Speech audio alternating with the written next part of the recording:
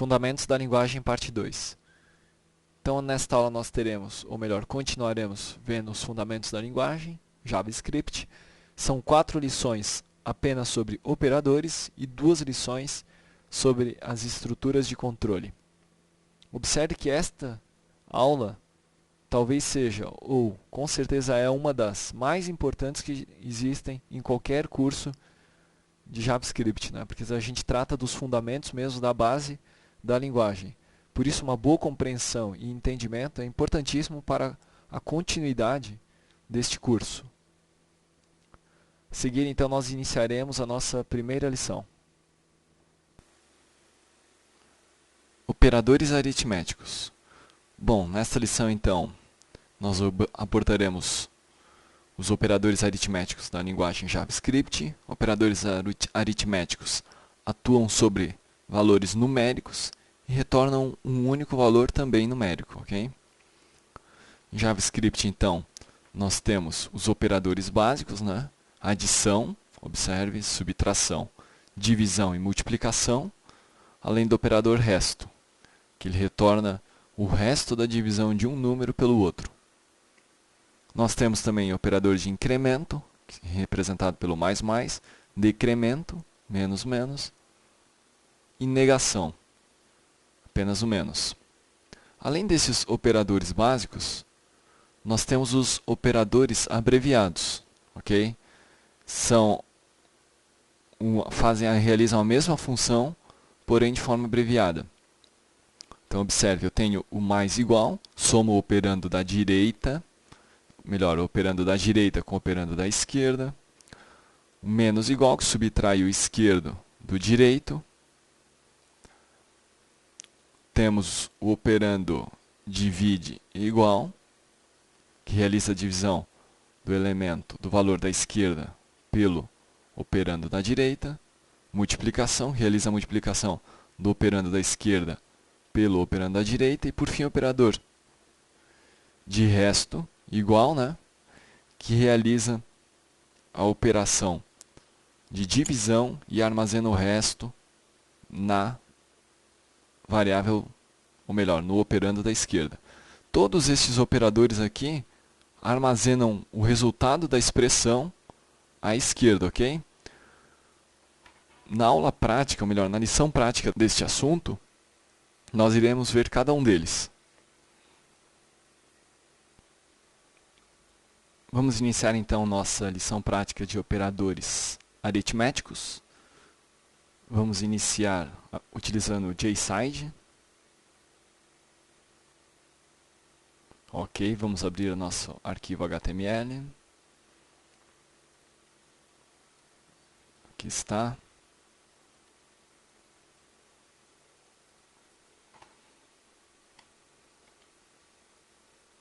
Vamos criar o nosso arquivo de script. Operadores aritméticos. Perfeito. Vamos remover o comentário que o JSide coloca automaticamente. Vamos iniciar então fazendo operações básicas, soma, subtração, divisão, multiplicação e resto. Então tem uma variável x,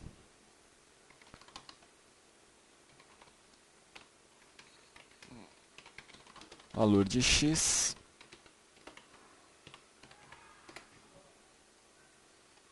vamos armazenar numa variável y, ok? O valor da expressão x mais 5. Então perceba, declarei uma variável x, declarei a variável x aqui, inicializei a variável x na mesma linha, perceba, atribuindo o valor 10 a ela, ou seja, minha variável x possui o valor 10. E aqui declarei minha variável y, porém não inicializei nenhum valor. Na linha seguinte, eu atribuo a minha variável y o valor da soma x mais 5, ou seja, 10 mais 5, o valor de y vai ser 5, né? Vejamos então o valor de y. Vamos abrir esta página no navegador. Opa, antes de abrir, a gente tem que adicionar o nosso JavaScript aqui. Só que aqui o arquivo ficou com um nome diferente, mas vamos adicionar source, operadores aritméticos. Não necessariamente ele precisa ter o .js, ok? Vamos testar desta forma mesmo. Então aqui está, o valor de y é 15, conforme esperado. Vamos modificar para .js, que é o padrão, né? Vamos arrumar aqui para .js. Ok, vamos fechar esta aba. Vamos abrir novamente.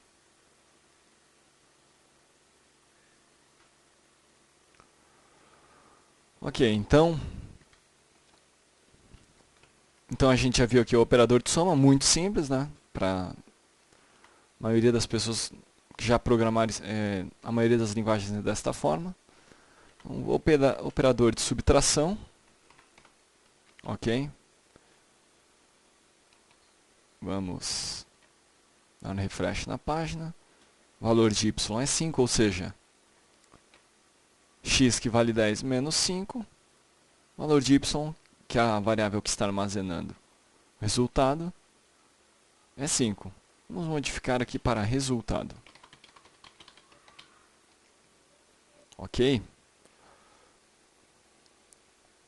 Vejamos então o operador divisão, que é a barra. X dividido por 5, ou seja, 10 dividido por 5, y vai receber 2, o resultado vai ser 2. Vamos atualizar. Resultado 2, conforme esperado. Multiplicação, né? Nós temos o asterisco. Então, x que é 10 vezes 5 é 50. Vamos atualizar a página. Resultado 50 conforme esperado. Por fim, operador de resto. Agora, vamos botar uma conta que resulte em um resto. Então, 10 dividido por 3. Melhor dizendo, o resultado da divisão 10 por 3 é 1, né? Ok? Vejamos o resultado. 1 conforme esperado.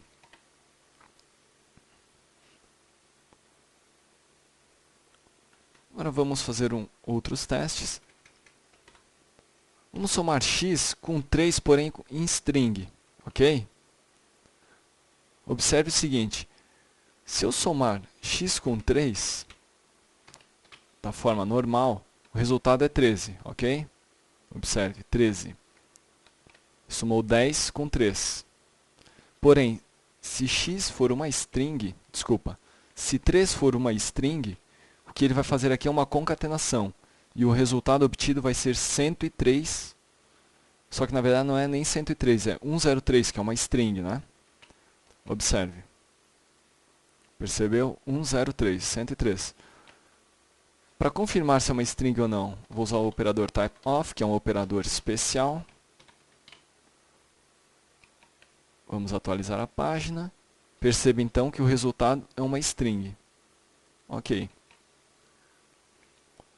Vamos manter o tipo do resultado, porém vamos adicionar mais um texto aqui para deixar mais claro. Então agora eu vou ter o valor do resultado e o tipo do resultado. Então, se eu adiciono uma string com um número, o que acontece é uma concatenação. No entanto, em qualquer das outras operações aritméticas, o que acontece é uma conversão da string para número. Observe, se eu fizer uma subtração, o resultado que eu vou obter vai ser 7 e é um número. Então, o resultado obtido é 7 e o tipo dele é number. Ok?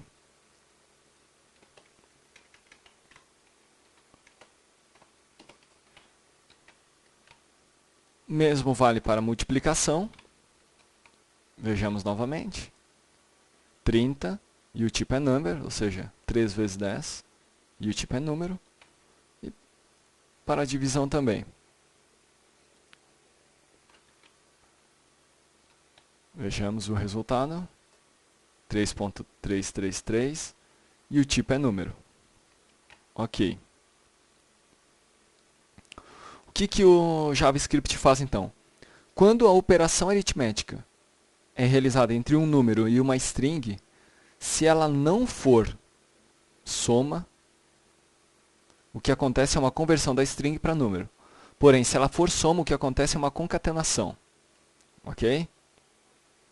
Se eu fizer x menos 3, só que esse 3 tiver um caractere. Vejamos o resultado. O resultado é not a number, né? Não é um número, e o tipo é number. Ou seja, é um valor inválido, ok?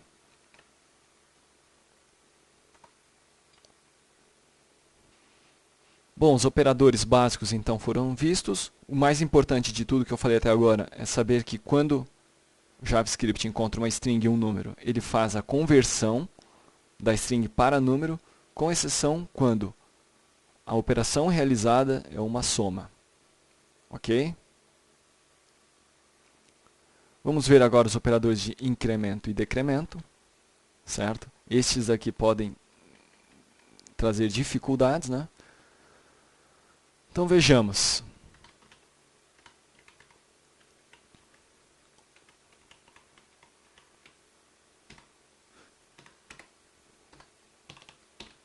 Veja bem, x, ou melhor, y recebe o valor de x, que é 10. Perfeito, y está valendo 10. Y mais mais. O que significa isso? Significa que nós estamos incrementando o y em 1. Então, ao final, eu vou ter resultado y valendo 11, e o tipo dele vai ser número, né? Vejamos. Então, y vale 11 e o tipo é número. Ok? Se eu colocar y menos menos, eu vou decrementar y em 1. Certo? Vamos atualizar novamente. Y vale 9 agora. Veja, transferi o valor 10 para y, depois decrementei 1. O operador mais mais e o operador menos menos, incremento e decremento, respectivamente, são equivalentes a escrever esta linha de código aqui, ó. Y igual a y mais 1. Certo? Esta linha aqui pode ser substituída por esta linha aqui sem prejuízo. Na verdade, o que existe é até um ganho de desempenho, tá? Se usar o incremento. Agora veja, vamos realizar algumas operações. X mais mais, y recebe x mais mais, certo? Que valor que estará sendo atribuído para y? O valor 10 ou o valor 11 que foi incrementado? O valor que estará sendo atribuído para y é o valor 10. Ok? Vejamos então o resultado desta operação. Valor 10. Observe novamente. O que acontece aqui? Primeiro, o JavaScript recebe o valor de x, que é 10, atribui a y, e depois ele incrementa o valor da variável x. Ok? Então perceba. Vamos imprimir aqui o valor da variável x, né? Vamos modificar o texto aqui para y, x, vejamos o valor da variável x. Observe então, eu fiz a atribuição de x para y, só que y está com 10 e x está com 11. Por quê? Porque y recebeu o valor antes do incremento da variável x. Esta mesma função, ou este mesmo operador de incremento, porém de forma diferente. Agora o que irá acontecer é o seguinte, y irá receber 11. Por quê? Pois a variável x ela é primeiro incrementada, primeiro acontece a operação de incremento, e na sequência ela é atribuída a y. Então o que acontece aqui? Primeiro ele é incrementado, depois é atribuído a y. Então o resultado agora é x, tanto x quanto y vale 11. Ok? X e y valem 11. Então, voltando, se eu colocar desta forma, primeiro acontece a atribuição do valor de x para y e depois acontece o incremento na variável y. Vejamos novamente. Perfeito? Y recebeu o valor anterior de x, que era 10, e x foi incrementado em 1. O mesmo acontece para o operador de decremento, né? Neste caso aqui, y irá receber primeiro o valor 10 e na sequência o x será decrementado. Observe. Y recebe o valor 10 e x é decrementado em 1. Da mesma forma que com o incremento, se eu colocar o decremento antes, o que acontece será o seguinte. Primeiro x será decrementado e depois atribuído a y. E os dois ficarão com o valor 9. Vejamos. Valor 9, valor 9. Ou seja, primeiro houve o decremento e depois a atribuição para y. Vamos fazer outros testes agora. Vamos incrementar x, adicionar 5. Ok? O que acontece com essa expressão? Esta expressão será resolvida da seguinte forma. X vai somar com 5, vai ficar 15. O resultado será atribuído a y e depois ela será incrementada em 1. Ou seja, no final vou ter y valendo 15, x valendo 10. Desculpa, x valendo 11. Compreendeu? Então, neste caso aqui, primeiro acontecerá a soma da variável x com o 5. Na sequência, nós teremos a atribuição para y e o incremento da variável x. Vejamos então. Y vale 15 e x vale 11. Ok. No entanto, se eu inverter a posição do incremento, primeiro irei incrementar x, depois que incrementei x, ele foi para 11, está valendo 11 agora, eu irei somar com 5, ou seja, irei obter 16 e depois atribuir a y. O resultado, portanto, será y valendo 16 e x valendo 11. Vejamos então. Y 16, x valendo 11. O mesmo acontece para o operador de decremento. Observe. X está valendo 9, 9 com 5, 14. Y recebe 14. X está com 9, portanto. Vejamos o resultado. Y 14, x 9. Mudando a posição. Primeiro haverá a soma de x com 5, resultando em 15, que é o valor de y. Na sequência teremos a redução do valor de x, né, para 9. Decremento, melhor dizendo. Vamos observar novamente. Então, y recebeu 15, x 9. 15 por quê? Valor de x que é 10, com 5. Na sequência o x foi decrementado em 1, foi para 9. Agora vamos utilizar fazer um outro teste.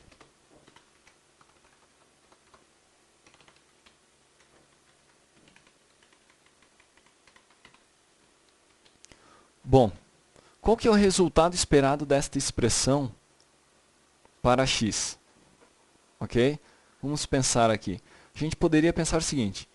X, que vale 10, vai receber o próprio valor dele, que é 10, e depois vai ser incrementado. Ou seja, eu vou obter aqui no final um resultado de 11. Por quê? Porque x recebeu 10 e foi incrementado. Porém, não é isto que acontece. Certo? Neste caso, o que acontece é o seguinte. O JavaScript primeiro resolve o valor de x, que é 10. Continuando na expressão, ele incrementa o valor de x, que é 11. Então ele leu 10, mas o x já está valendo 11. Ao chegar no final da expressão, ele atribui o valor que ele leu primeiramente a x, ou seja, o x que estava com o valor 11 recebe o valor 10 novamente. Então vejamos o que acontece. X vale 10. Ou seja, essa expressão não fez nada, não alterou nada. Porque primeiro o JavaScript leu o valor de x, que é 10, depois realizou incremento na variável x, que foi para 11, neste momento ela estava 11, porém ao chegar ao final da linha, ele atribuiu o primeiro valor que ele tinha lido à variável, que estava com o valor 11. Portanto, ela retornou ao primeiro valor que ela tinha, que era 10. Ok? Então, quando estiver utilizando operações de incremento e decremento, você tem que ter cuidado e conhecer, ou melhor, saber o que está fazendo, né? Para não correr o risco de obter resultados indesejados. Bom, depois do operador de incremento, nós iremos ver agora os operadores abreviados, né? Estes são bastante simples, não tem tantos problemas. Então, nós temos a variável x. Vamos primeiro mostrar o operador abreviado de adição. Observe. Este operador, então,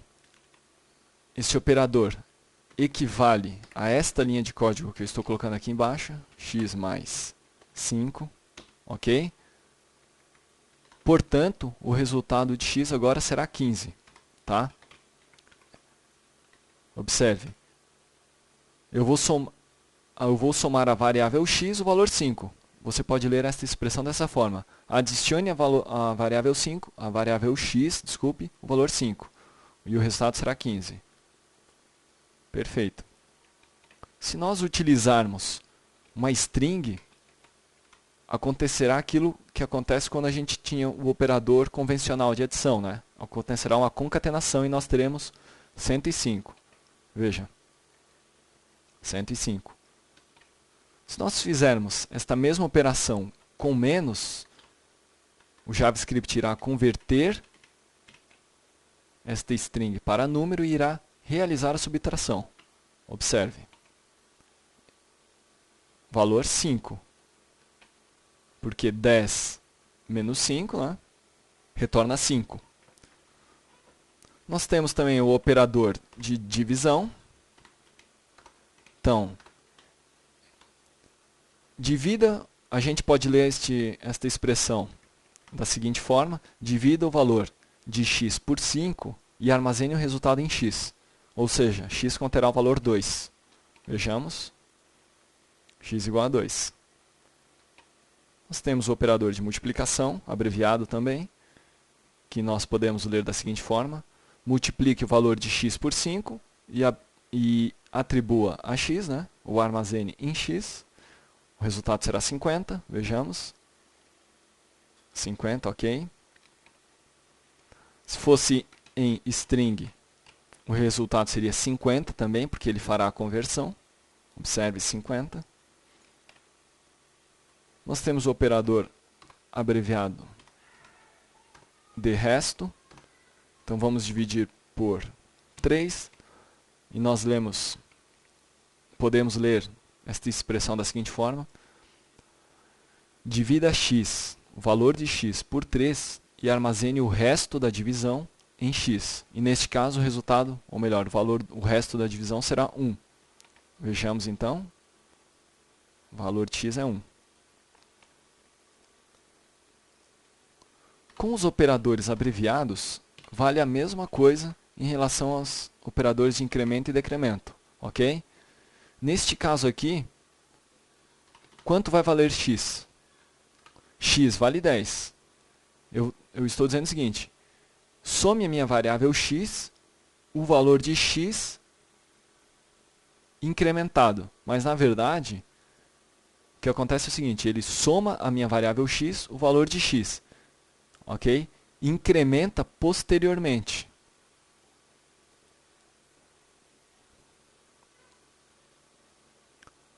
Vejamos o resultado. 20. Ok? Vamos destrinchar esta operação para ficar mais claro. Conforme eu disse, né, esta operação equivale a esta aqui. Ok? Vejamos o resultado. X vale 20, conforme esperado. Observe então por que o valor fica 20, né? Continua 20, não vai para 21. Né?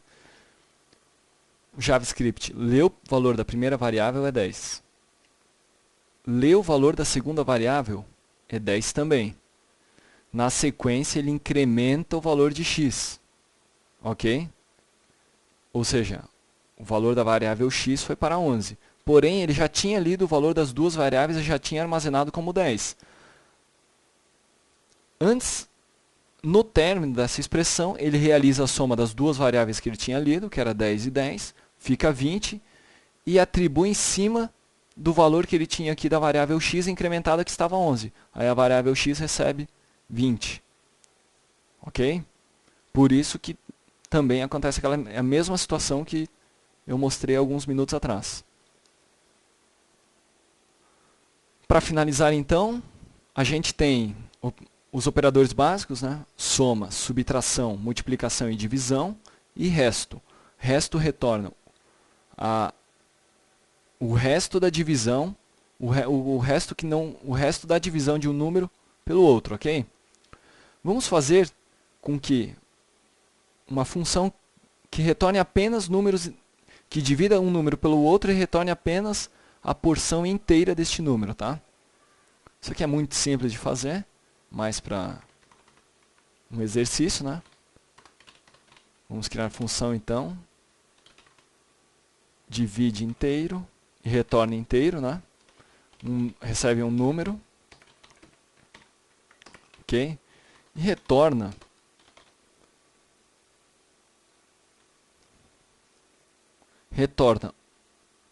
o valor do número dividido, falta o segundo parâmetro, né? Número, vamos botar aqui divisor, número dividido por n, pelo divisor. E aqui eu adiciono a função parseInt. Ok? Então vamos utilizar esta função.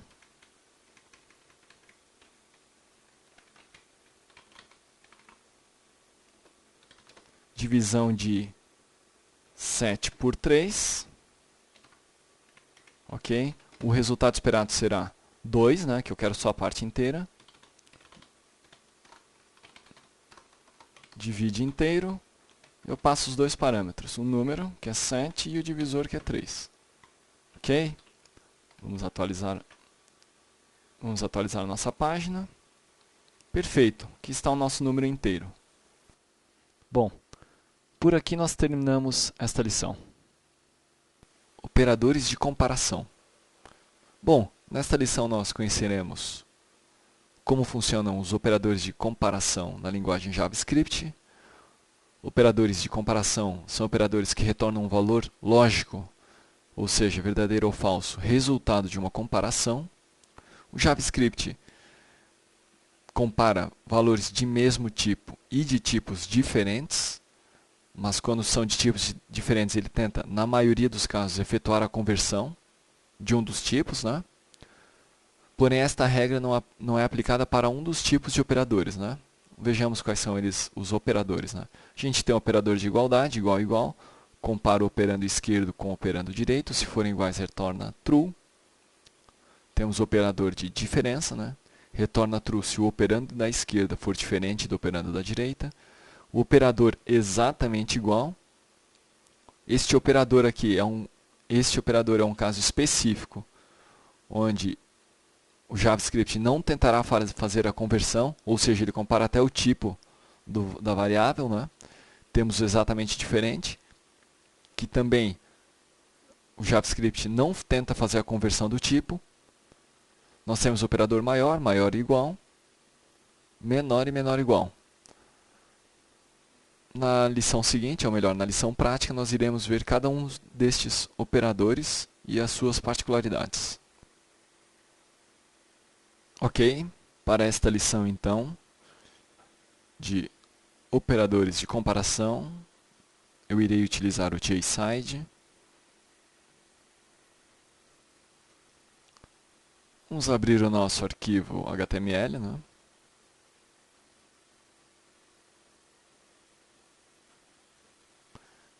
Vamos criar um arquivo de script externo.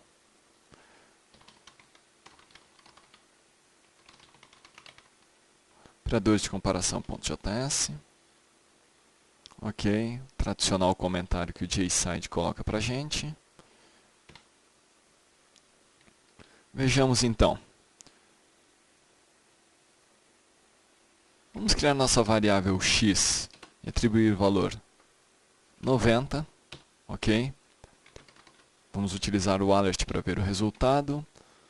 Vamos comparar x com 90, utilizando o operador de igualdade, ok?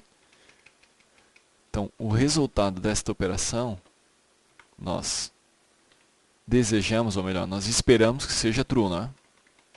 Afinal de contas, a variável x contém o valor 90, né? Operador de atribuição igual. Então, a variável x agora contém o valor 90. E aqui eu estou realizando uma comparação. Perfeito? X é igual a 90, deve retornar true. Ou melhor, vai retornar true. Vejamos então no navegador.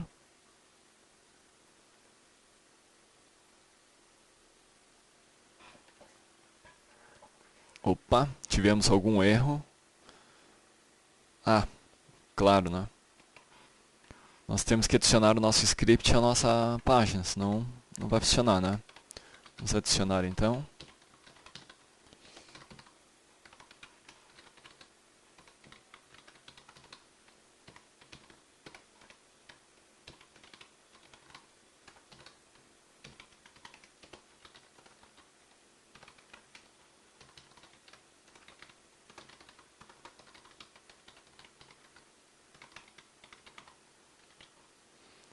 Perfeito, vamos dar um refresh na página agora. Opa, novamente algum erro. Vamos verificar. Operadores comparação.js. Vamos lá novamente. Perfeito, true então. Aquela comparação, como era esperado, retornou true. Vamos agora utilizar o comparação, ou melhor, o operador da diferença, né? Ver se os dois são diferentes. Agora o resultado a gente espera que seja false. Perfeito, false. Falso.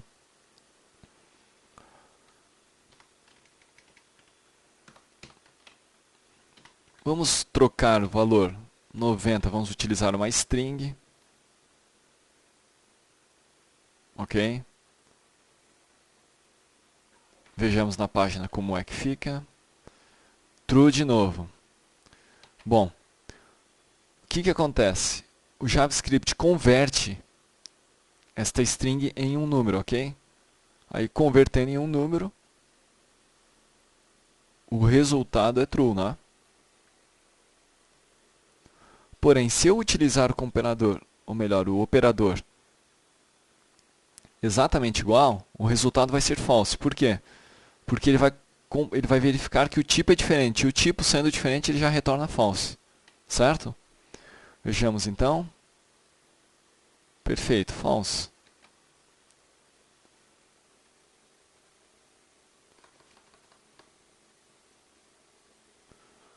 Agora o seguinte. Esta operação vai retornar false. Ok, perfeito? Aqui está, false. Vamos adicionar o operador de incremento. Vejamos o resultado.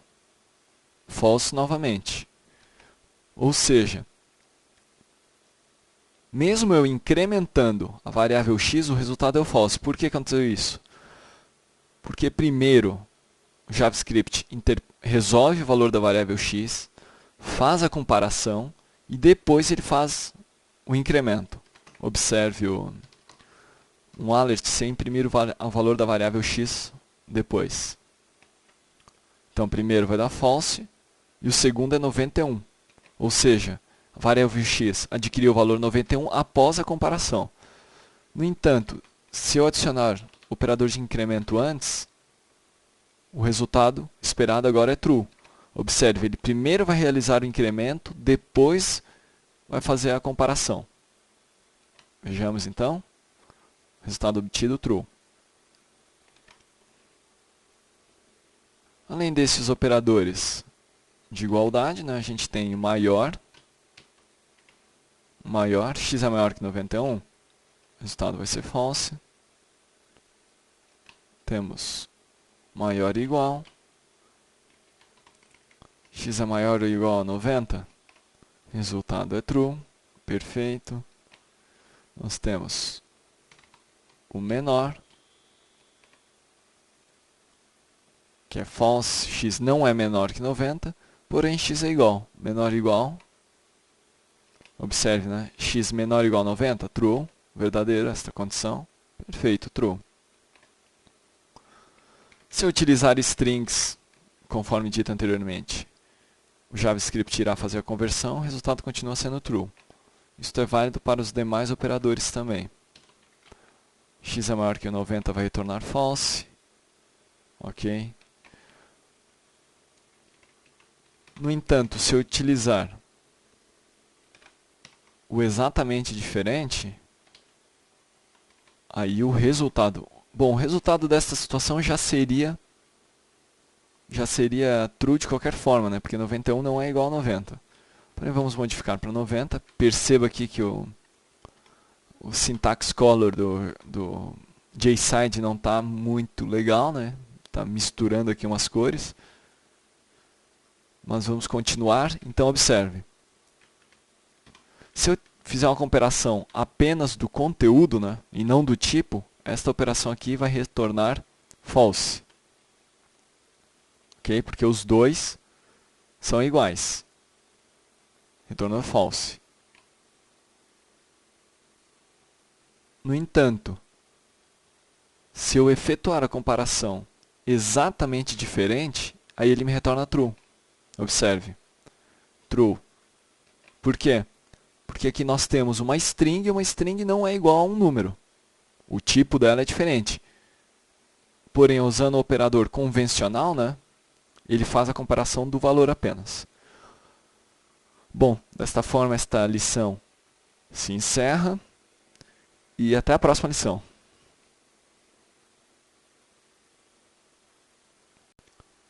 Operadores lógicos.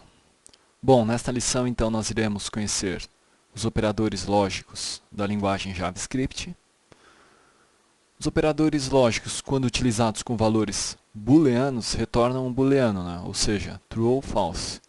No entanto, se forem utilizados com valores não booleanos, podem retornar um desses valores. Ok? Os operadores lógicos são do tipo curto-circuito, ou seja, eles verificam o elemento seguinte apenas quando há necessidade.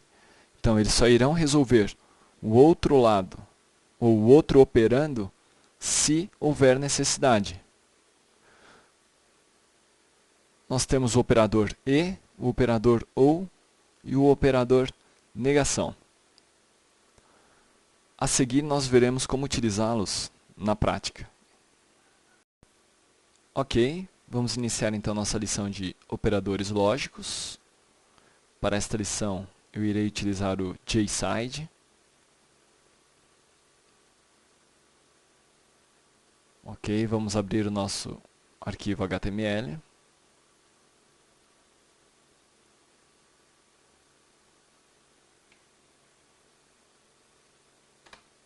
Vamos criar nosso script.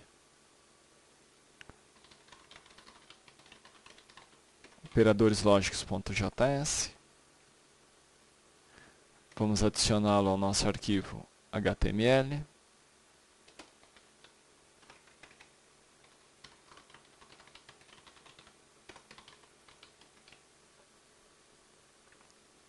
Ok, para iniciar os estudos então, vamos declarar uma variável x de valor 10.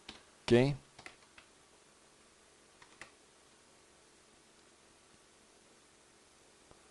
Vamos colocar um alert para ver o resultado da comparação.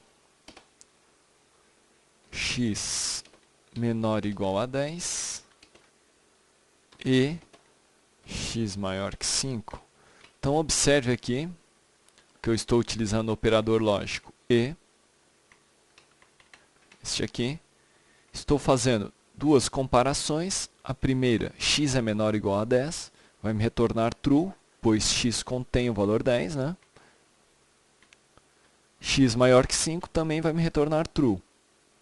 Ok? Este operando também vai retornar true. Logo, a expressão inteira irá retornar true, não é? Vejamos isto no navegador. Verdadeiro, conforme esperado.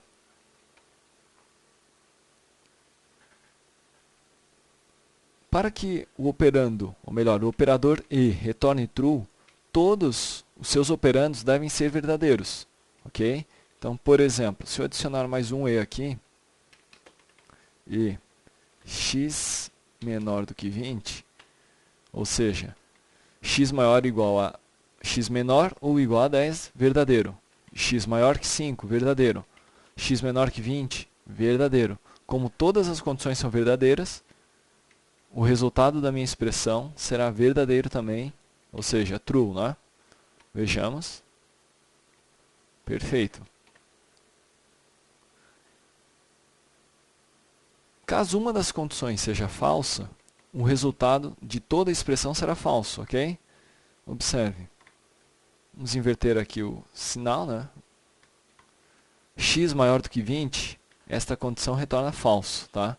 Logo, toda a minha expressão será falsa. Observe. Vamos salvar primeiro, né? Falso, perfeito. O operador OU é um pouco diferente. Vamos começar com um operador apenas. O operador OU é o seguinte: se uma condição for verdadeira, como por exemplo o operando esquerdo, ele é o suficiente para deixar ele verdadeiro, mesmo que as demais condições sejam falsas. Então observe, x menor do que 5 é falso, ok? X é maior do que 5. Então eu tenho essa condição falsa e a condição da esquerda, x menor ou igual a 10, é verdadeira. Porém, o operador OU irá verificar que uma das condições verdadeiras é o suficiente para que ele seja verdadeiro. Então vejamos o resultado. True, verdadeiro. Mesmo se eu inverter a posição, o resultado continuará sendo verdadeiro. Porque ele vai testar a primeira condição, vai ver que é falso, vai testar a segunda, vai ver que é verdadeiro e o resultado será verdadeiro.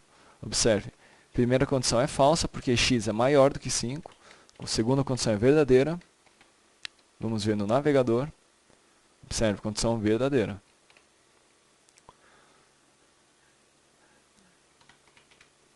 Para finalizar, então vamos adicionar mais uma condição falsa. X maior do que 20 é falso. Mesmo assim, o meu operador vai retornar verdadeiro. True, ok. Eu posso ainda concatenar o operador e aqui, por exemplo, adicionar o operador e. Então observe o seguinte, ele vai resolver primeiro este lado, ok? Isto aqui, esta operação vai me retornar true. Depois ele vai resolver com o resultado desta operação, ele vai resolver esta aqui e vai ver junto com o operador e. Então observe o seguinte, esta minha condição aqui, ela é falsa, porque x é menor do que 20, ok? Mesmo que essa minha primeira seja verdadeira, o resultado de toda a minha expressão vai ser falso. Observe. Falso. No entanto, como o meu primeiro operando utilizado na expressão e é verdadeiro e o meu segundo é falso, retornou falso. No entanto, se esse operando for verdadeiro também, o resultado será verdadeiro. Verdadeiro, ok? Então assim é possível construir instruções ou operações complexas, concatenando vários operadores. Para finalizar essa parte básica de operadores lógicos, a gente tem a negação, né? Então observe o seguinte, nós temos x maior do que 5, esta operação me retorna verdadeiro. Observe, verdadeiro. Se eu colocar o sinal de exclamação, eu vou inverter o valor da minha expressão. Então vou obter um falso aqui. Veja, falso, perfeito. Agora vamos fazer os testes com o operador de... Vamos fazer os testes de curto-circuito, né? Não com o operador, mas os testes de curto-circuito. Fazer as demonstrações de como ele funciona. Então observe o seguinte, nós temos x maior do que 5, esta condição é verdadeira, ou x igual a 10.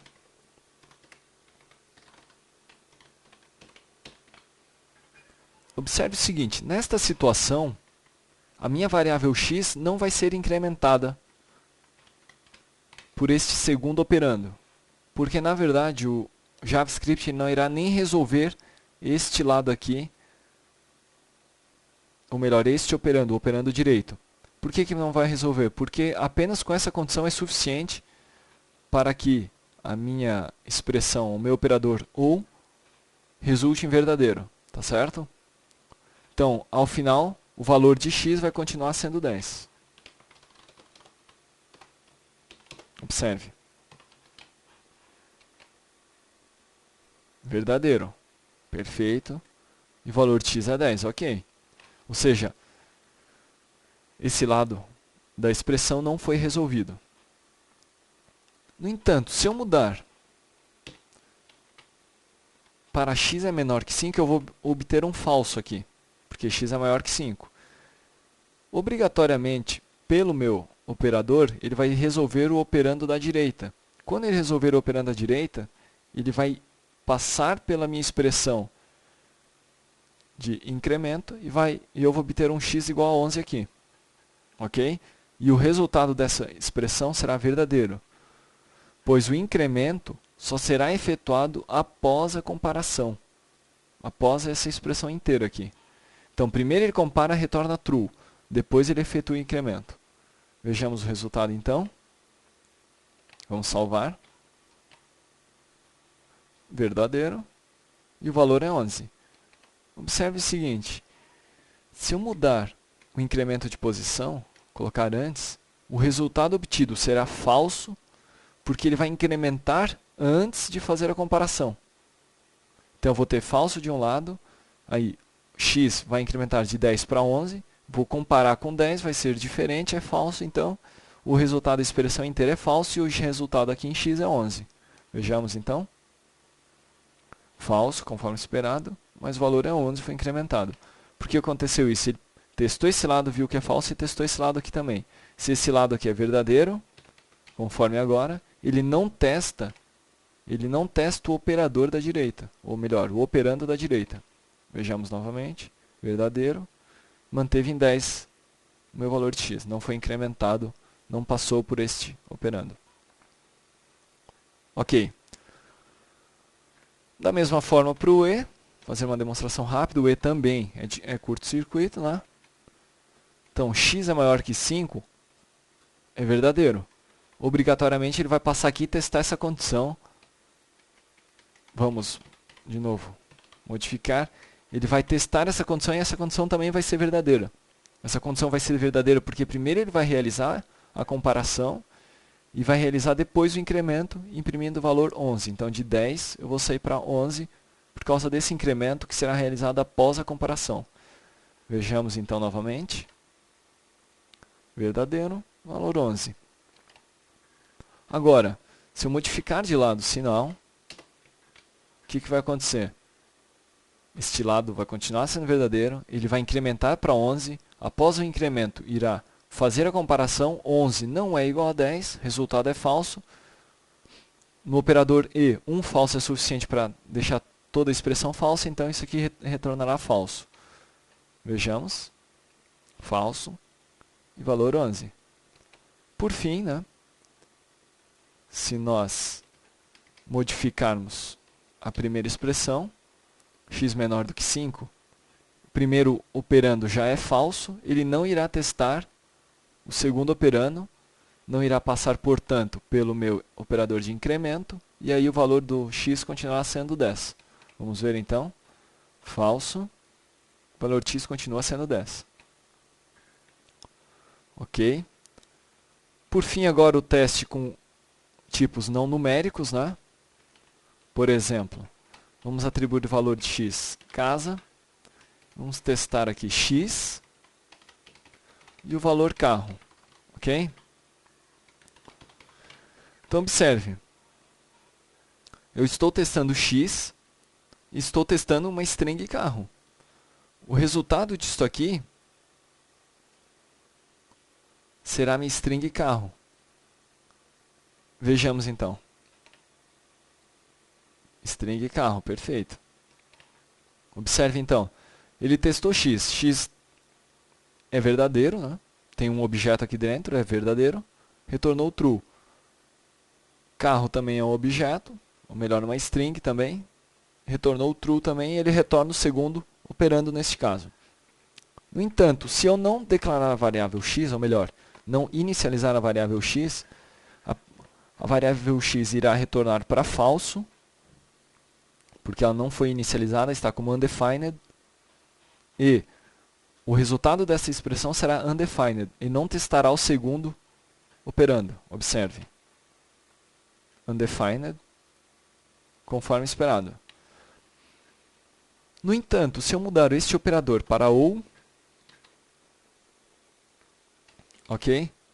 Ele irá testar a primeira variável, o primeiro operando, para falso, mas ele ainda irá testar o segundo ver que é verdadeiro e irá retornar o valor do segundo, que é a variável, ou melhor, a string carro. Vejamos então. Carro, perfeito. Agora, se eu tiver um undefined e um null, qual que é o resultado dessa expressão? Vejamos então. O resultado é null. Na verdade, o resultado aqui é falso e é sempre o segundo operador. Observe. Ou melhor, o último, né? Vamos adicionar aqui um ou. Vamos declarar uma outra variável y, indefinida também. Colocar ela na nossa comparação. Então, o resultado agora esperado vai ser o resultado de y, que é indefinido também. Ok? Undefined. Se eu remover o x, ele vai testar a primeira é falso, a segunda é falso também. Ele vai retornar o valor do segundo operando. Veja. Undefined. Porque o primeiro operando era null. Para finalizar, melhor, para finalizar não, para mais alguns testes, né? Vou botar o valor de carro.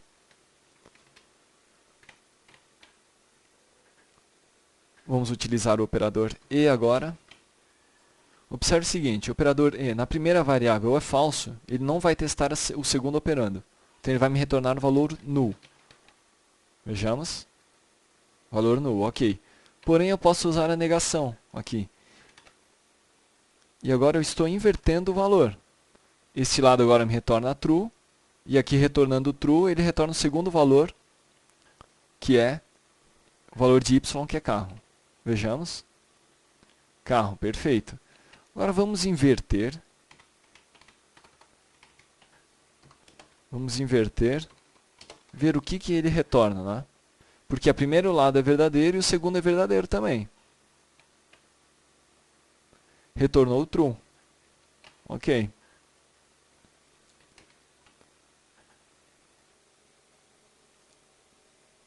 Agora, para finalizar esta nossa... Agora sim, para finalizar, vamos criar duas funções para testar o curto-circuito novamente. Vamos criar duas funções. Uma função ímpar, que recebe um número, e uma função par, tá? Então Então a função ímpar vai retornar true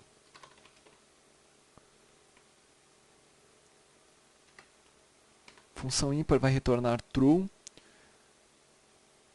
se o número for ímpar, né? Ou seja, se o número dividido por 2, ou melhor, se o resto da divisão do número por 2 for igual a 0, ok?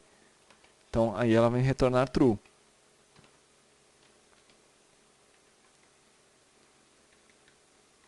Vamos colocar aqui um alert.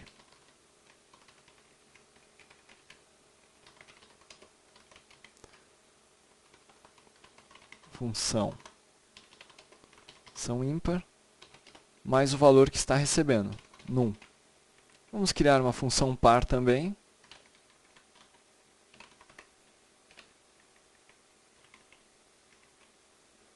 Função par.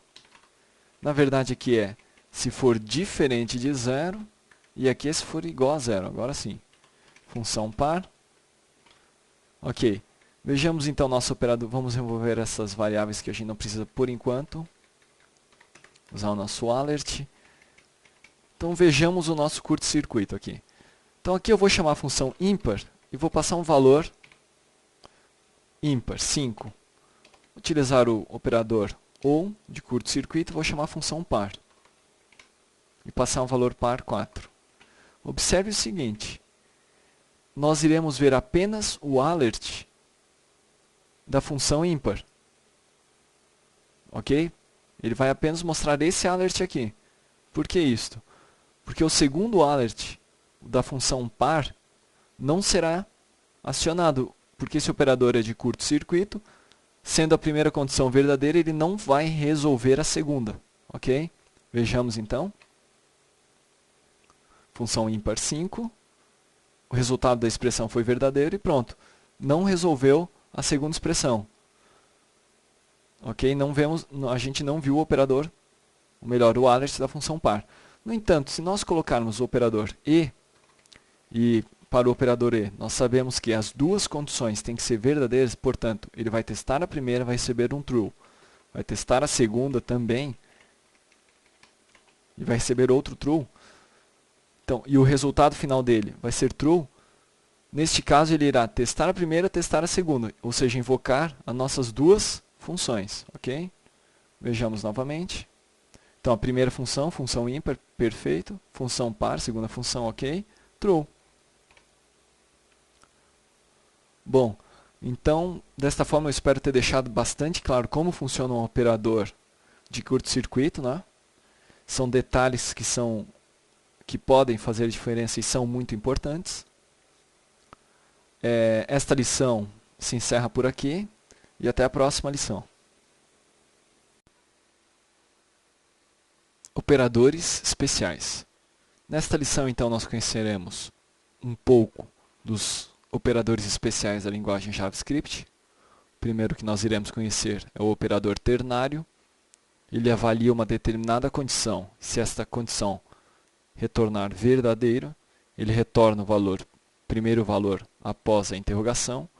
Se não, retorna o valor depois dos dois pontos. Ok? O valor 2 aqui no caso. Nós temos a vírgula, que resolve dois ou mais operandos e retorna o mais à direita. Nós temos o delete, que apaga um objeto ou atributo de um objeto, ou ainda um elemento em um array. Ele só vai conseguir apagar um objeto ou propriedade se este objeto ou propriedade for declarado implicitamente, isto é, sem o uso do var. O in, que verifica se uma propriedade existe em um determinado objeto. O instance of, que verifica se o objeto é de um determinado tipo. Nós temos o new também, que cria uma instância de um determinado tipo. O this, que faz referência ao objeto atual. Type of, que identifica qual que é o tipo do operando. O void, que resolve uma expressão e não retorna nada. Ok? Então, quando a gente utiliza o void, se a expressão retornar alguma coisa, o void anula o retorno.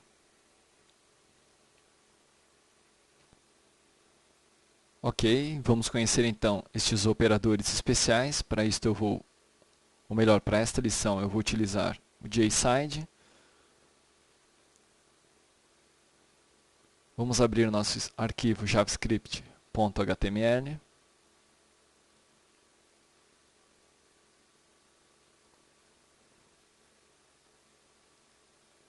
Vamos criar o nosso arquivo que conterá o código JavaScript, que é operadores especiais.js. Salvar. Aqui está, vamos remover o comentário adicionado pelo JSide. Vejamos então, primeiro operador especial que a gente irá conhecer é o operador ternário, ok? Vamos declarar uma variável var resultado. Vamos declarar uma outra variável num com valor 7. Ok? Vejamos então. Resultado vai receber, né, sinal da atribuição, ou melhor, operador de atribuição, vai receber um valor de acordo com o operador ternário. Então vamos fazer uma comparação. Se num for menor do que 5, ok? O resultado vai receber a seguinte mensagem: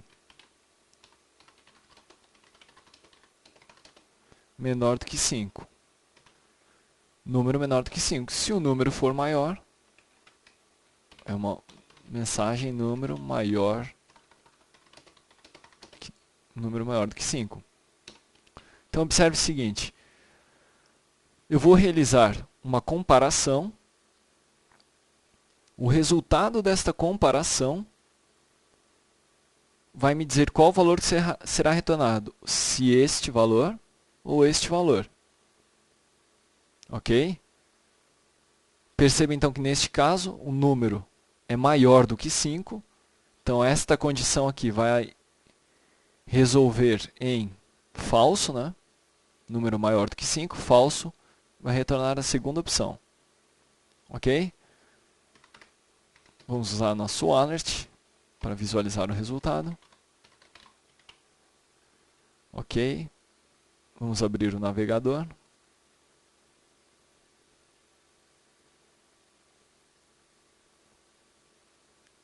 Opa, tivemos algum problema. Vamos voltar para nosso... A gente tem que adicionar o nosso script, né? Operadores especiais.js. Vamos dar um refresh na página. Número maior do que 5. Ok, conforme esperado. Então veja bem, o operador ternário, ele realizou uma comparação e de acordo com o resultado da comparação ele retorna um valor. Eu poderia ter um outro operador ternário encadeado aqui. Observe. Vou fazer uma outra comparação num menor que 7, menor ou igual a 7, ok? Coloco a interrogação. Se avaliar em verdadeiro, eu quero que escreva a seguinte mensagem: número menor ou igual a 7. Se não, eu quero que escreva assim, ó, número maior que 7. Ok? Vejamos então. Então perceba, eu estou com uma condição aqui. Se ela variar para verdadeiro, termina por aqui mesmo. Se ela variar para falso, ela entra em outra condição. E aí, se avaliar para verdadeiro, retorna essa primeira mensagem, se não, retorna a minha segunda mensagem. E obviamente que o resultado vai ser a última mensagem, né? Opa, desculpa. A penúltima, né? Número menor ou igual a 7. Vejamos então na nossa página. Número menor ou igual a 7. Ok. E assim, a gente pode ficar encadeando vários operadores ternários. Só que vocês percebem, ou é perceptível que a legibilidade fica prejudicada. Então não é recomendável fazer isso, né? Utilizar no máximo um ou dois operadores ternários encadeados. Vamos conhecer um pouco do operador vírgula, que é um operador um pouco diferente do convencional. Então observe o seguinte. Eu tenho 4 valores.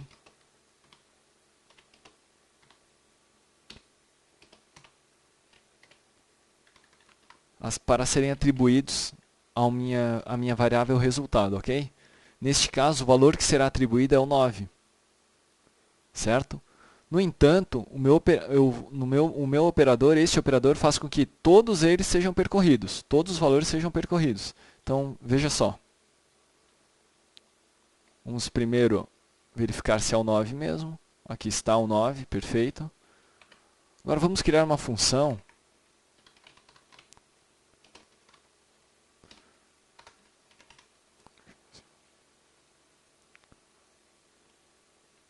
ou melhor, ao invés de criarmos uma função, vamos utilizar o operador de incremento, ok? Vamos incrementar o número.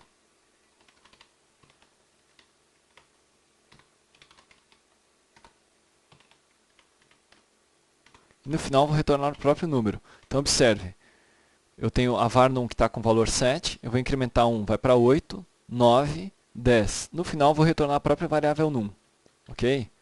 Vejamos então o resultado. Valor 10, o que significa que todas estas minhas declarações foram resolvidas, ok? Se aqui no meio contiver uma função, esta função será resolvida também. Vamos colocar uma função só para função alô.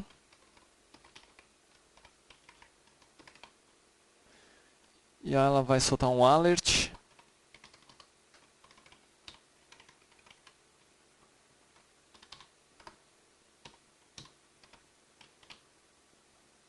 Vamos chamar ela antes do final. Ok?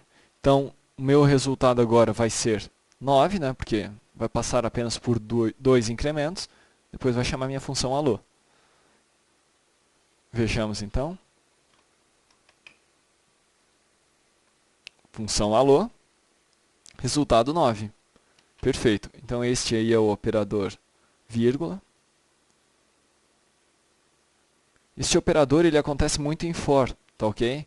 Vou colocar um exemplo, apesar de ser um conteúdo que a gente verá um pouco mais à frente, ou que é visto normalmente um pouco mais à frente, nós vamos dar observe isso aqui. Então aqui eu tenho um for, declaro uma variável i, atribuo um valor 0, incremento a condição, né, condição i menor que 10, e aqui é função de incremento, i++, por exemplo. E muitas vezes acontece de se colocar aqui uma vírgula em uma outra situação, justamente para incrementar meu i e avaliar uma outra função, ok? Mas isso aqui é um assunto que a gente verá mais à frente. Vejamos agora o operador delete. Então, conforme dito, o operador delete, ele não deleta variáveis declaradas explicitamente, como por exemplo esta aqui. Vejamos o que acontece. O operador delete ele retorna sempre um boolean, tá? Então observe isso aqui. Eu vou tentar deletar o valor da variável resultado. Vejamos se vai ser possível. Boolean false. Não foi possível deletar esta variável, ok? No entanto, se eu remover o var, tivemos um problema aqui. Vamos abrir o console de erros. Resultado não definido. Justamente aqui. Ok. Vejamos então. Vamos voltar. Resultado igual a 5. novamente. Agora conseguimos remover. Perfeito? O que aconteceu? Esta variável resultado foi removida. Se eu colocar um outro alert aqui embaixo, tentando imprimir o conteúdo de resultado, eu vou receber uma mensagem dizendo que a variável resultado não está definida também, novamente. Vamos atualizar. True. Perfeito, não apareceu nada. Vem para o console de erros. Vamos apagar, vamos limpar o console. Atualizar para pegar só uma mensagem de erro. Né? Aqui está. Resultado não está definido. Por que o resultado não está definido? Ele não está definido porque ele foi deletado na linha de cima. Da mesma forma, eu tenho uma variável resultado, eu posso criar nela um atributo, ok? Vamos supor que ela tem um atributo altura. Altura igual a 7. 75, pronto. Altura igual a 75. Vamos imprimir o valor da variável altura. Na sequência, vamos remover a variável altura.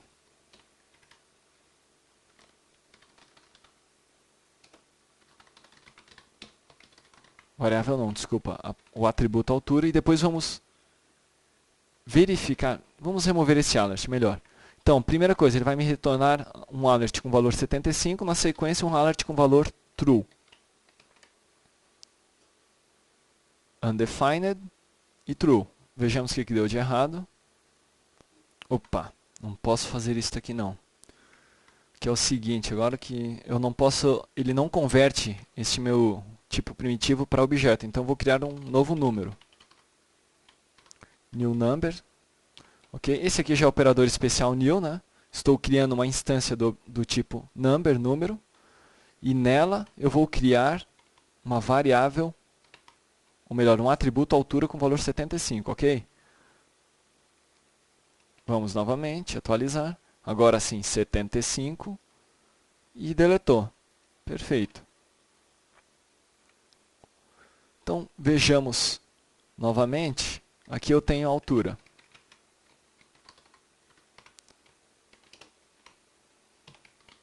E na sequência eu deleto a altura.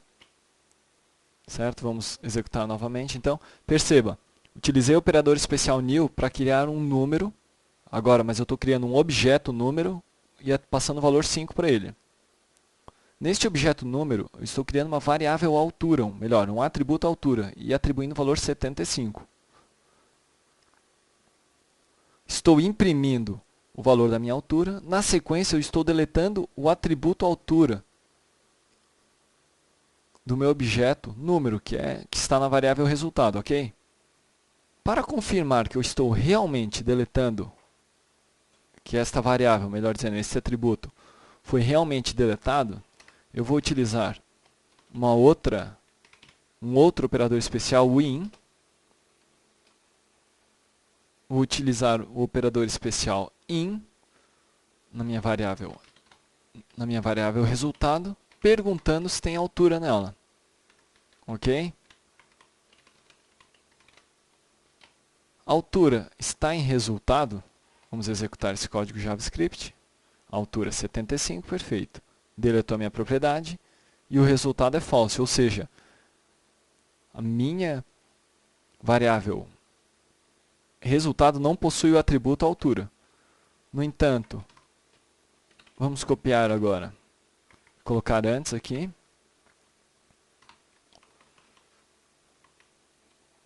Vamos colocar um texto aqui para melhorar um pouco o entendimento.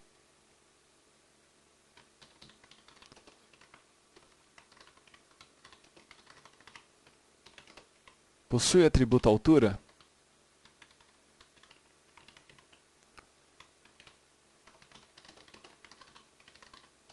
Valor do atributo altura.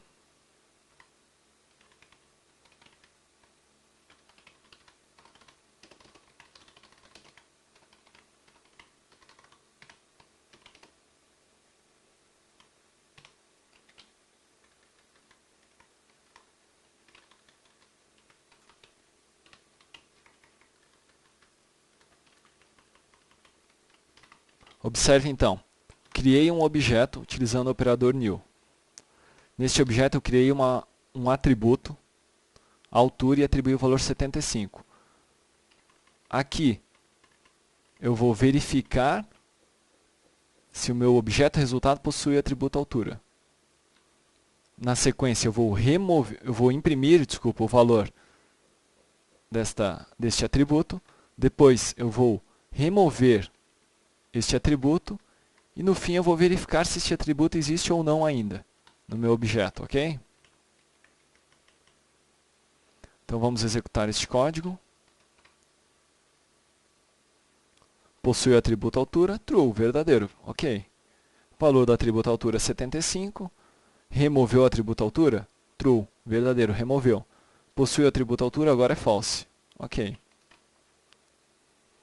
Então aqui eu já mostrei mais 3 operadores especiais, que é o in, o delete e o new. Vejamos agora o operador especial void. Então observe o seguinte. Nós sabemos que esta função aqui retorna um boolean, correto?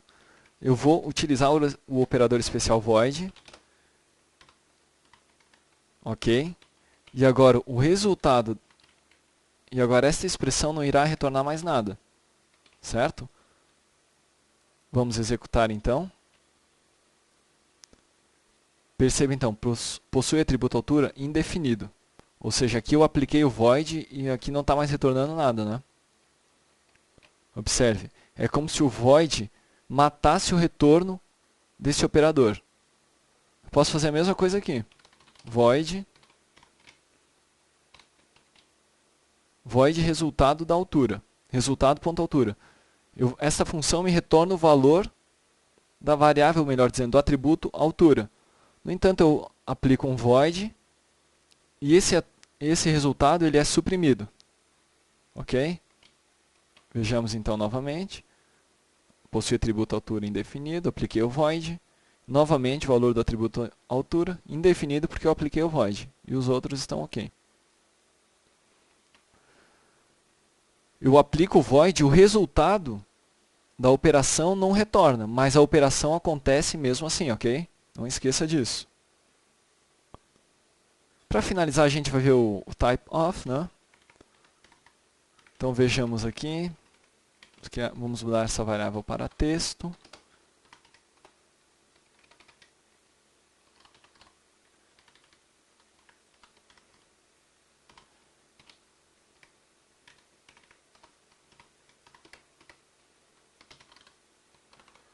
Vamos imprimir o type, o tipo da minha variável texto.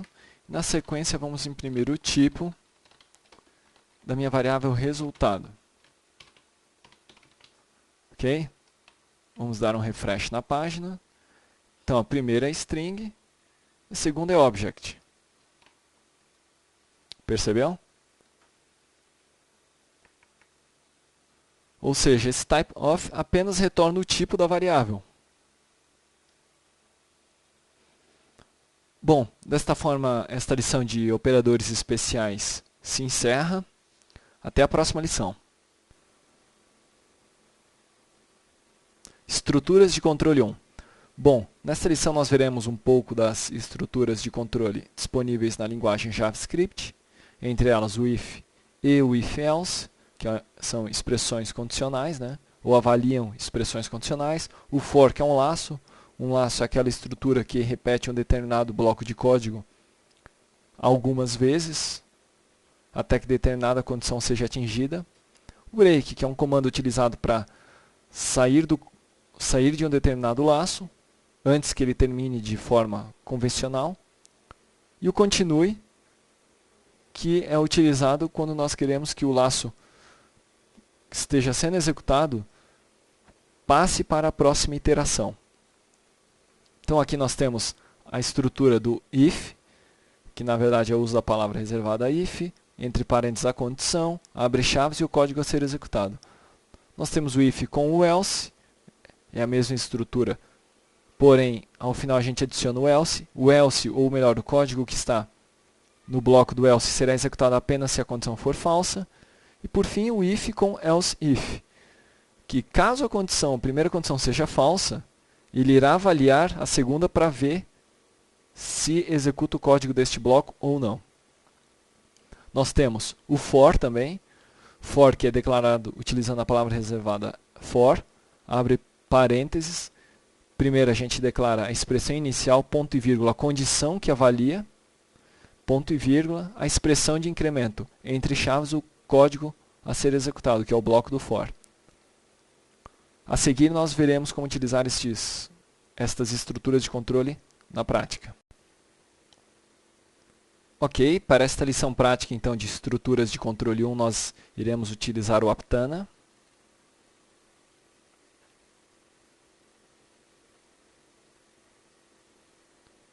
Vamos criar nosso projeto. Aqui está. O nome do projeto vai ser JavaScript. Perfeito. Clicar em Finish. Aqui está o nosso projeto. Vamos colocar nosso primeiro arquivo. HTML.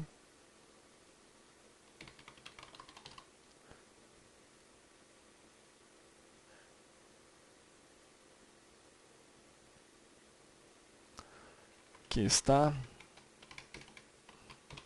Vamos colocar um título. Abrir nossa tag script.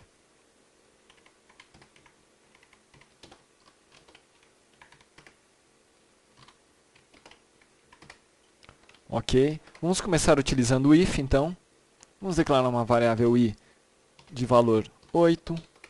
Colocar um if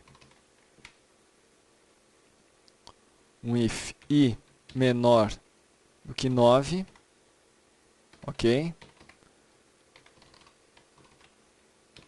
Vamos imprimir.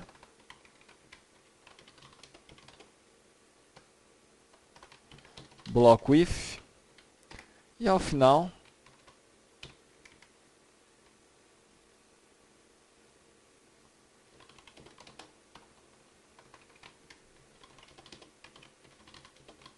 fim do bloco if. Perfeito? Então, neste caso aqui, como i é menor do que 8, ele vai imprimir... Desculpa, i é igual a 8, i é menor do que 9, ele vai imprimir esta mensagem e logo na sequência esta aqui. Utilizando o Aptana, eu posso tanto ver nessas abas de preview aqui embaixo, observe. Então, bloco if, fim do bloco if, Firefox, né? Esse aqui seria no Explorer, Internet Explorer, bloco if, fim do bloco if. Quanto eu posso ver meu código num navegador convencional, clicando no botão Run. Ok. Fim do bloco if, ok. Não quero restaurar minha sessão. Perfeito, então. Agora observe o seguinte. I maior do que 9, certo? Esta condição é falsa. Como é falsa, ele não vai entrar no meu bloco if.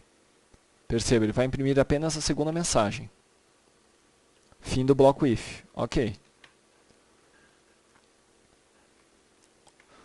Nós podemos declarar este if sem o uso de chaves. Observe. Por quê? O interpretador entende que a primeira linha após a declaração do if com a condição é a linha que deve ser avaliada, que deve ser executada apenas se a condição for verdadeira. A segunda linha será executada de qualquer forma, porém a primeira será somente se a condição for verdadeira. Observe.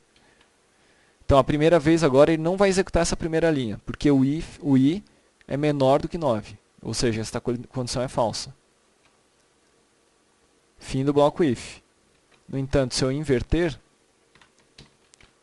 i é menor do que 9. Agora vai executar estas duas linhas. Observe.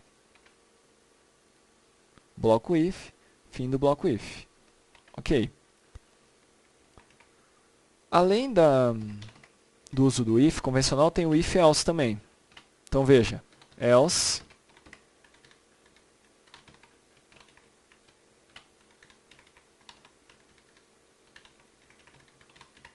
se a minha primeira condição for verdadeira, ele aplica ou executa este código aqui. Se a minha condição for falsa, ele executa este. Ok? Neste caso aqui, como a condição é verdadeira, ele vai executar apenas a primeira. Vejamos. Bloco if. Ok. No entanto, se eu modificar o sinal, ele irá executar o segundo bloco, o bloco do else. Observe, vamos modificar o texto aqui. Bloco else. Vejamos. Aqui está. Da mesma forma que eu fiz com o if, eu posso fazer com o else também. Observe, ele irá executar a primeira linha após o bloco else como fazendo parte dele. Vamos botar um outro alert aqui.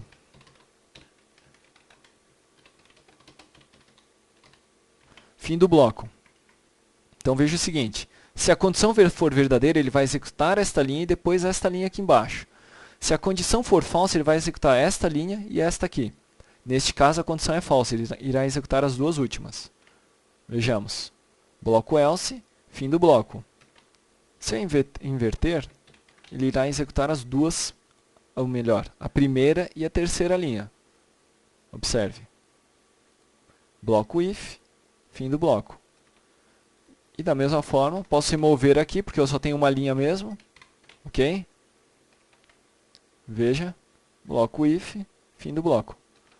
Não é recomendável escrever código desta forma aqui, porque ele fica mais, a legibilidade fica piorada, né? Ele fica mais difícil de ser compreendido por um terceiro que vai avaliar seu código, ok? Alguém que vai dar manutenção, por exemplo. Para finalizar, então, vamos ver o bloco else if. Então, posso ter um if aqui, com uma determinada condição, por exemplo, i diferente de 8, e aqui embaixo um outro bloco else. Ok? Observe que eu não estou utilizando chaves para nenhum, né? Bloco else if, mas aqui eu poderia colocar, e aliás é recomendável que seja utilizado chaves em todos os blocos. Ok? Então veja, aqui com chaves, chaves, chaves, ele já faz a indentação dele, né? Perceba que o Aptana, ele quebra já faz uma indentação própria. Vamos manter essa indentação.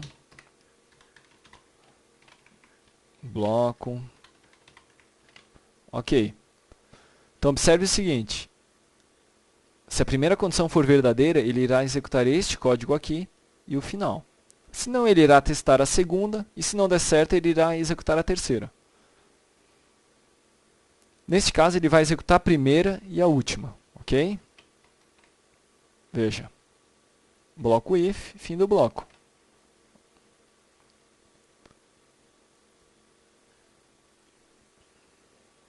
Então aqui nós vimos o uso do if else,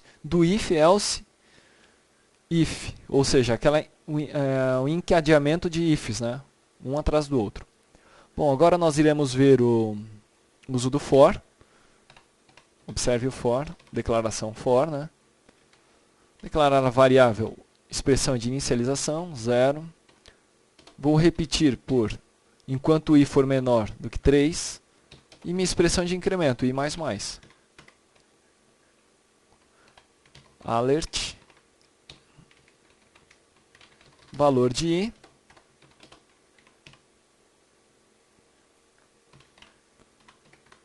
E um alert me avisando que saiu do for.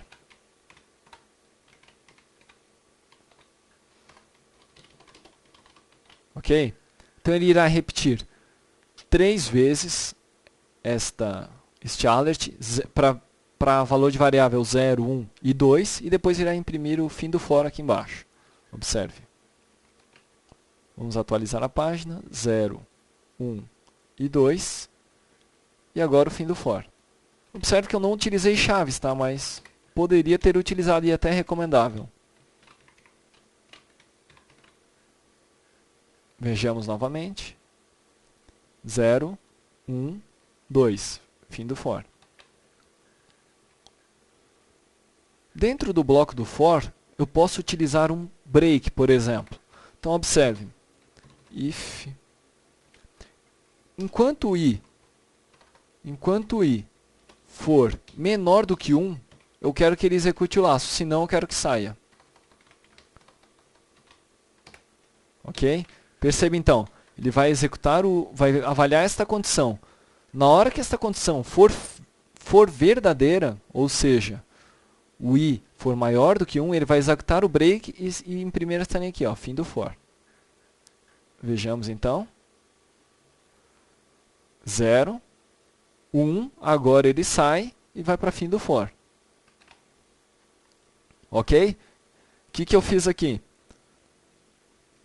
Eu coloquei uma determinada condição que, se for atingida, eu quero que ele saia no meio do for e não continue a iteração normal dele, tá? Da mesma forma, eu posso fazer com continue.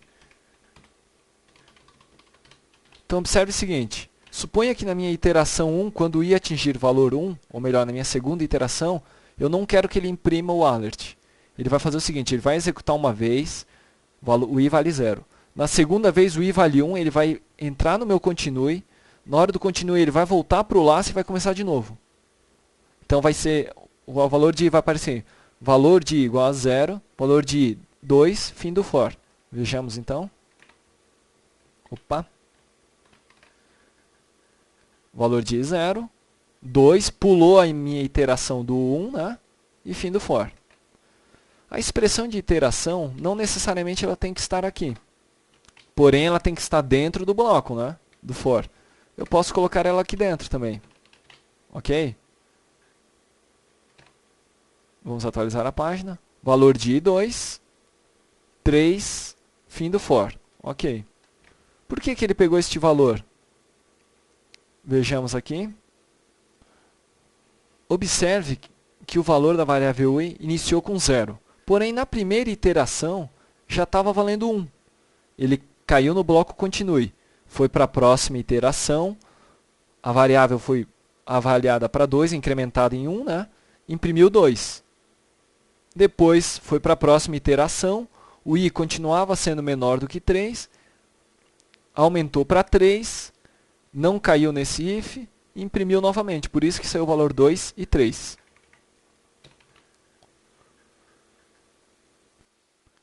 Ok.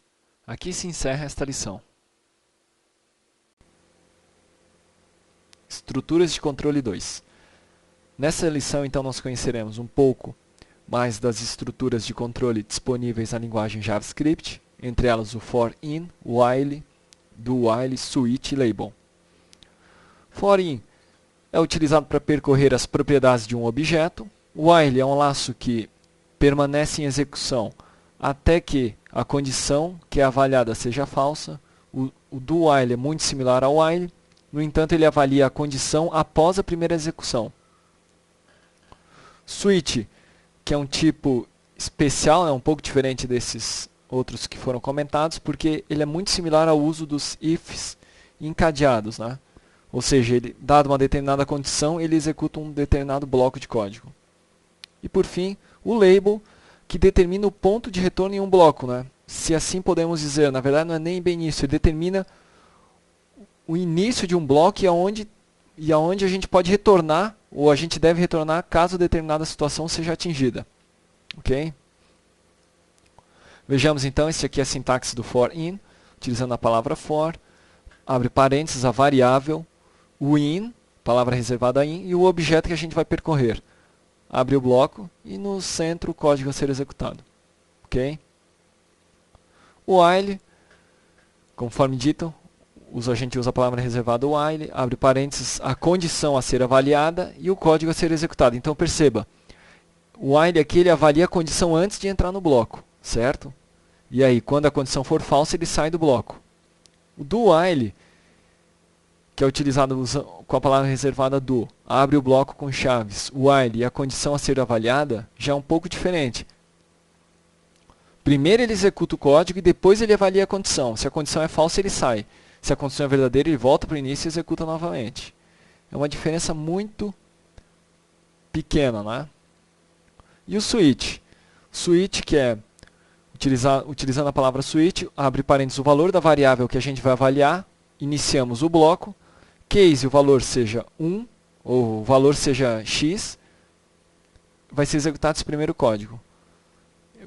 utilizamos a palavra case novamente. Se o valor for outro valor, aqui eu coloquei valor 2, o código executado é este, e assim por diante, ok? O label, a sintaxe dele é muito simples, então não vale a pena colocar aqui neste momento, a gente vai ver na prática como é que funciona. Então vamos para a lição prática de estruturas de controle 2. Nesta lição nós utilizaremos a IDE Aptana, ok?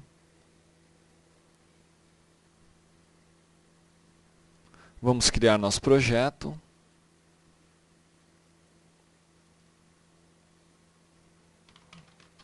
JavaScript. Criar nosso arquivo HTML.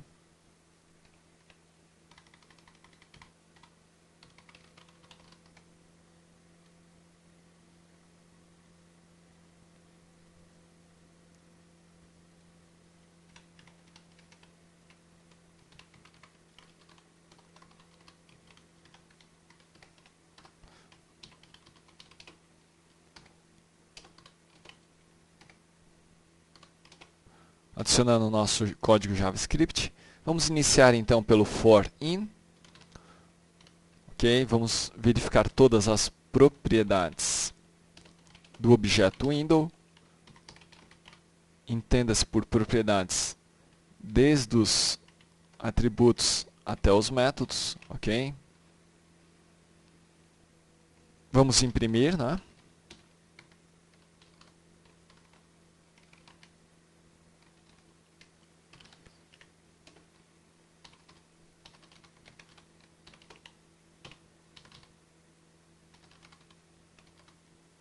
Vamos tirar o plural daqui, propriedade. Ok. Vamos imprimir o valor da propriedade.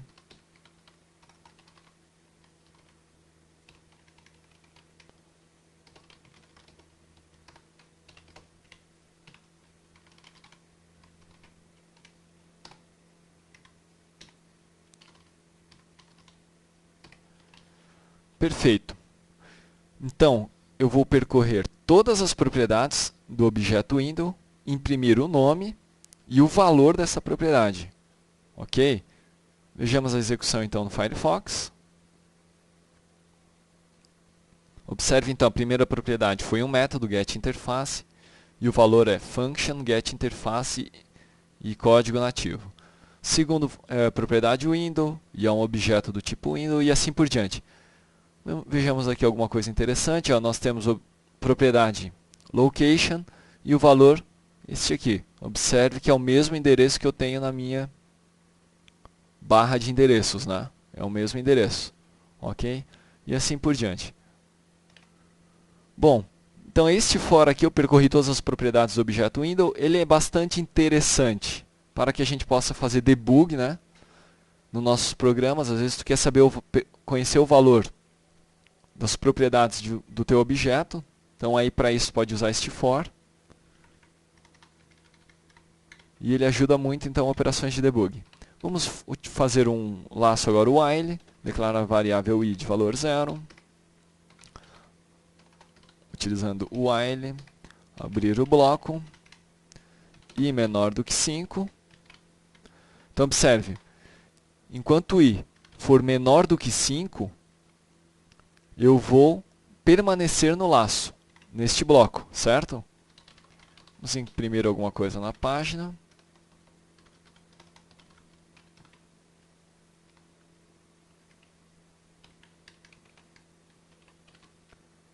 Ok.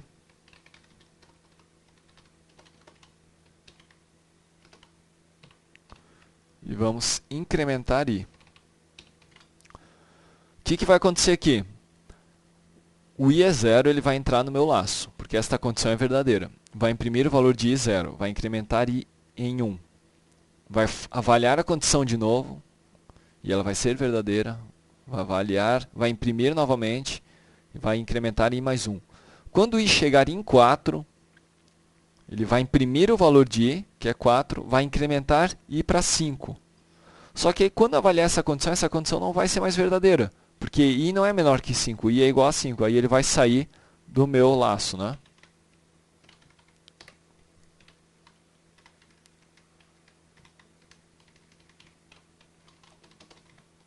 Fim do laço, ok?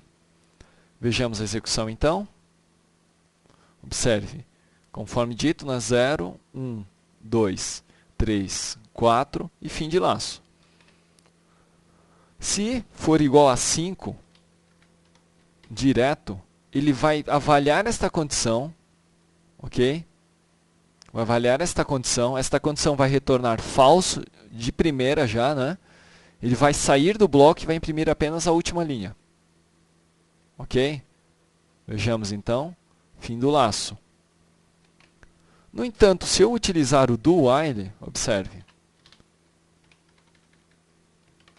ele irá executar esta linha de código pelo menos uma vez, ou seja, ele vai executar o código e avaliar a condição ao final.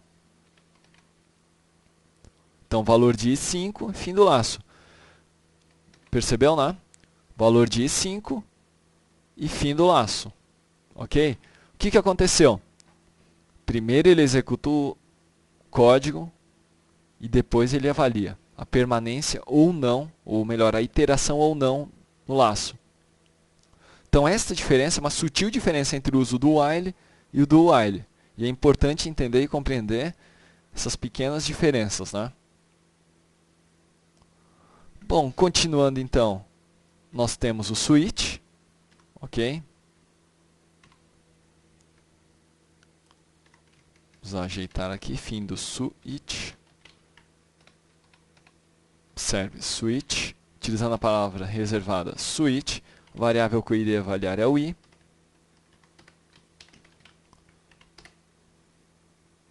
Abrir o bloco, né? Então, case. Se o i valer 1, eu vou imprimir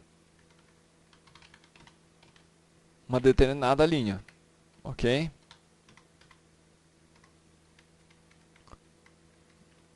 Case 1. Break.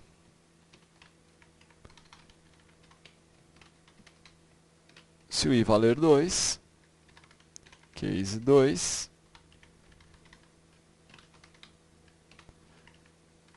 Se o i valer 3,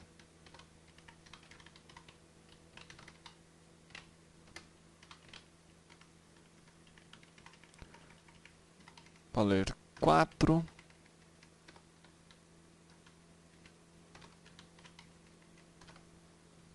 ok. Perceba então, nesta execução o i vale 5, switch vai avaliar a condição, melhor, vai avaliar a variável, entrou no bloco, ele vai me deslocar diretamente para este case 5, e vai imprimir na tela este valor, no navegador. E depois vai imprimir esta linha. Vejamos então. Case 5, fim do switch. Observe agora o seguinte, se eu colocar o valor 3, então nós teremos case 3, fim do switch. Perfeito, conforme esperado. Agora observe o seguinte, se eu remover todos os breaks, ok? O que irá acontecer? Vejamos.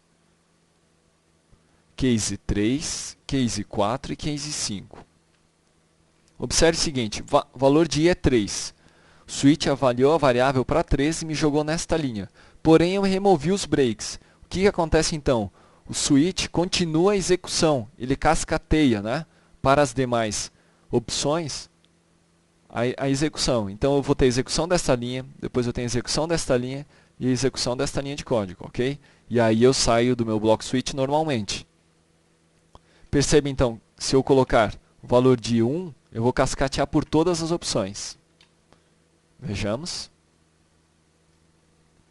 Case 1, 2, 3, 4 e 5, ok? E o fim do switch.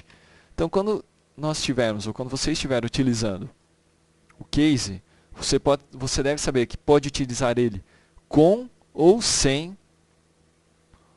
o uso da palavra reservada ou do comando break, ok? Porém, se utilizar sem o break, você tem que saber as consequências da opção, certo? Para finalizar, então, nós veremos os labels. Ok? nós iremos utilizar o whiles, iniciar com 0. Vamos criar um label externo, né? O while externo é o meu primeiro while, ok?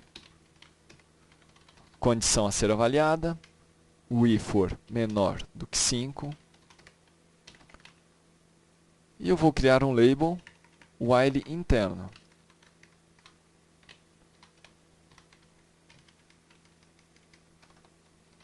While interno, que vai ser meu outro while. E a condição a ser avaliada é o j. Enquanto ele for menor que 5, eu quero que permaneça no meu laço, certo? Se o i for igual ao j, ok? Se o i for igual a j, nem precisava deste. Eu vou querer quebrar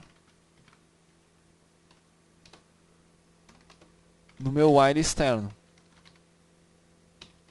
Ou seja, eu vou quebrar a repetição neste bloco aqui. Vamos declarar a variável j, expressão de incremento, expressão de incremento. Vamos imprimir alguma coisa, né?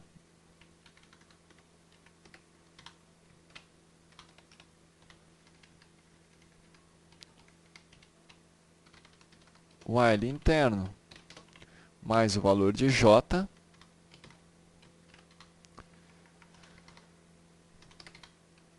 e o while externo mais o valor de i. Ok? Então vejamos aqui se está tudo correto. Eu vou iniciar com ambas as variáveis valendo 0. Ele vai avaliar a primeira condição, vai ser verdadeiro. Vai imprimir o valor da variável que é 0. Vai entrar no meu segundo laço, avaliando a condição, vai ver que é verdadeira também. Vai imprimir o valor de j, que é 0. Ok.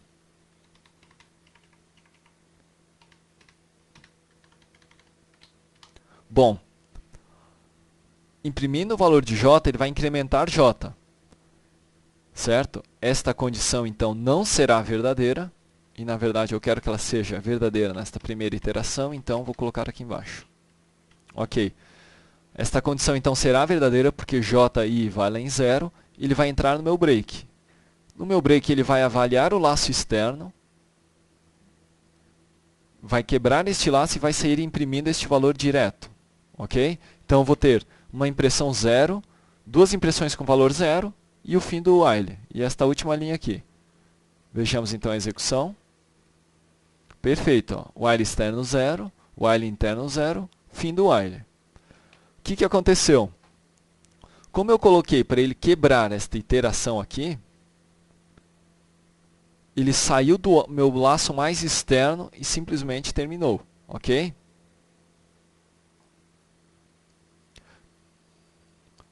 Agora perceba a diferença se eu modificar este break de while externo para while interno. Então, observe. O que está acontecendo? Quando eu utilizo o break, ele quebra a rotina de repetições, a iteração. Neste caso, como eu utilizei o label externo, do meu while externo, ele quebrou neste bloco aqui. Ok? E saiu aqui embaixo. Se eu colocar a opção while interno, ou melhor, label interno, ele irá quebrar esta execução. E o que vai acontecer? Ele vai continuar esta iteração aqui, normalmente. Então, perceba a execução aqui. Então, while externo 0, while interno 0. Quebrou, né? Porque os dois são iguais, ele faz a quebra para o meu while externo. Observe que o while externo foi para 1. Por quê? Ele fez a quebra no while interno, continuou a linha aqui embaixo, incrementou meu i. Avaliou a condição novamente, ela é verdadeira, imprimiu o valor de i. E aí continuou, entrou aqui o j, continua sendo menor do que 5. Novamente imprimiu o valor de j, valendo 0 ainda, observe. Então, o while externo valeu 1, o while interno 0. Incrementou meu while interno, foi para 1. Perfeito. avaliou novamente a condição que é verdadeira, imprimiu o valor. Só que agora o J e o I são iguais novamente, porque o J vale tanto 1, ambos valem 1, né? Desculpe. Novamente fez a quebra deste laço aqui, e aí continuou aqui embaixo, incrementou meu I. Perfeito? Imprimiu o valor de I vale 2, se não me engano, o while externo I vale 2, e aí continuou até o fim do while, ok? Então, quando eu dou o break de um bloco interno, ele continua a execução do bloco externo. Se eu der um break no meu bloco externo, ele simplesmente sai do meu bloco de iteração. Vejamos agora com o uso da palavra reservada continue.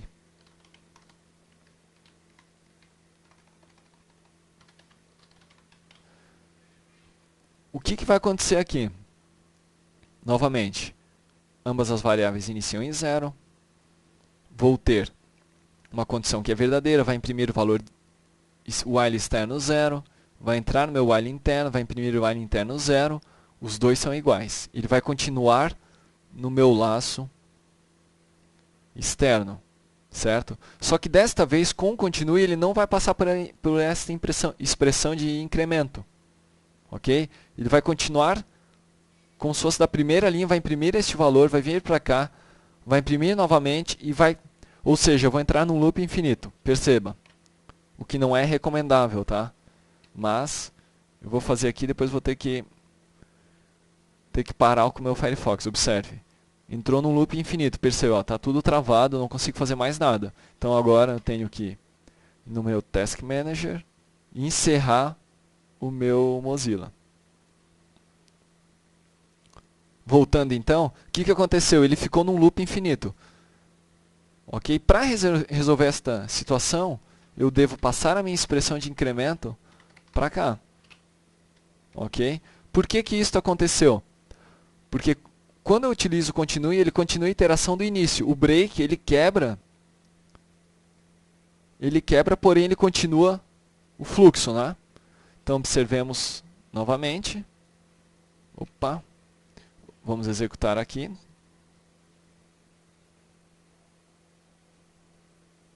Não quero restaurar minha sessão. E agora ele continua, conforme esperado.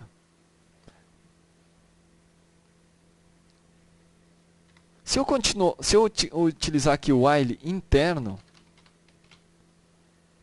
aí nós entraremos num laço infinito, novamente. Vejamos então essa situação. Ambas as variáveis iniciam com 0, né? Vai imprimir o valor 0, vai incrementar foi para 1. J vale 0 é menor que 5. Vai imprimir o valor 0. Os dois são iguais? Não. Vai incrementar. Certo? Vai imprimir o valor 1, porém os dois vão ser iguais. Vai continuar novamente. E aí ele vai vir para cá. Vai imprimir novamente, continua igual e eu vou cair em outro laço infinito. Observe. Ó, travou já a minha máquina. Então travou o navegador. Vamos novamente parar nosso Firefox. Ok. E vamos modificar então nossa expressão de incremento de posição e executar o código novamente.